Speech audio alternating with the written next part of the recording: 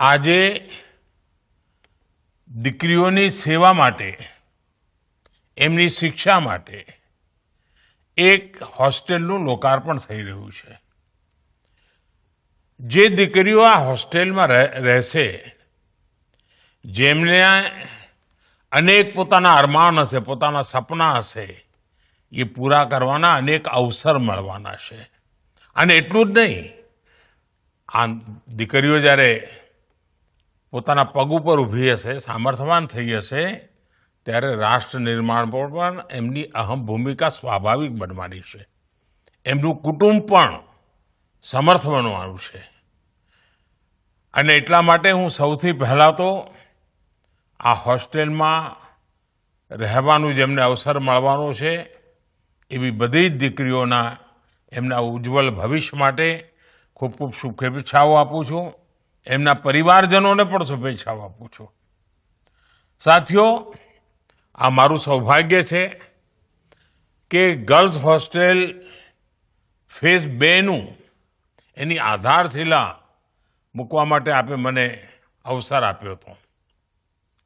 અને આજે સમાજના ભગીરથ પ્રયાસોથી 3000 દીકરીઓને માટે ઉત્તમ વ્યવસ્થા, ઉત્તમ સગવડ સાથે આ ભવ્ય ઇમારત એમને મળી રહી છે. મને કહેવામાં આવ્યું કે વડોદરામાં કંઈ 2000 સ્ટુડન્ટ્સ માટે હોસ્ટેલનું કામ ચાલી રહ્યું છે, પૂરું થવાની તૈયારીમાં છે. સુરત, રાજકોટ, મહેસાણા, એમાં પણ આ પ્રકારના એજ્યુકેશનના, લર્નિંગના, ટ્રેનિંગના એવા અનેક સેન્ટર્સ બનાવવામાં આવી રહ્યા છે.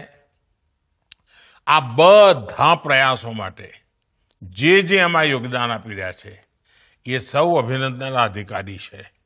કારણ કે આપણો દેશ તો સમાજની શક્તિથી જ આગળ વધતો હોય છે. હું આજે આ અવસરે સરદાર સાહેબના ચરણોમાં પ્રણામ કરું છું. સાથીઓ, જ્યારે હું ગુજરાતનો મુખ્યમંત્રી હતો, ત્યારે હંમેશા કહેતો હતો કે ભારતના વિકાસ માટે ગુજરાતનો વિકાસ. અને આજે સંજોગ છે કે દેશના વિકાસમાં ગુજરાતે મને જે શીખવાડ્યું, ગુજરાત પાસેથી હું જે શીખ્યો, એ બધું લેખે લાગી રહ્યું છે. તમે બધા જાણો છો કે આજથી 25-30 વર્ષ પહેલાં આપણે ત્યાં ગુજરાતમાં અનેક પેરામીટરમાં કેટલીક બાબતો ચિંતાજનક હતી. ગુજરાત વિકાસની સાથે સાથે સામાજિક ક્ષેત્રમાં પણ અનેક સંકટોથી એની શક્તિ ખપાવી પડતી હતી, ચુનૌતીઓનો સામનો કરવો પડતો હતો. અને એમાં હું તો જ્યારે નવો મુખ્યમંત્રી બન્યો હતો, ત્યારે મેં પહેલી વાર મારા ધ્યાનમાં આવ્યું કે દીકરીઓ શિક્ષણમાં ખૂબ પાછળ છે. અને એ મને બહુ મારા મનને અસર કરી ગયું. અનેક કુટુંબો દીકરીઓને નિશાળ મોકલતા જ નહોતા. અને જે સ્કૂલમાં દાખલ પણ થાય, એ પણ વેળાસર ઉઠી જાય, ડ્રોપ આઉટ થઈ જાય. 25 વર્ષ પહેલા આપ સૌએ મને સાથ આપ્યો અને આખી સ્થિતિ બદલાઈ ગઈ.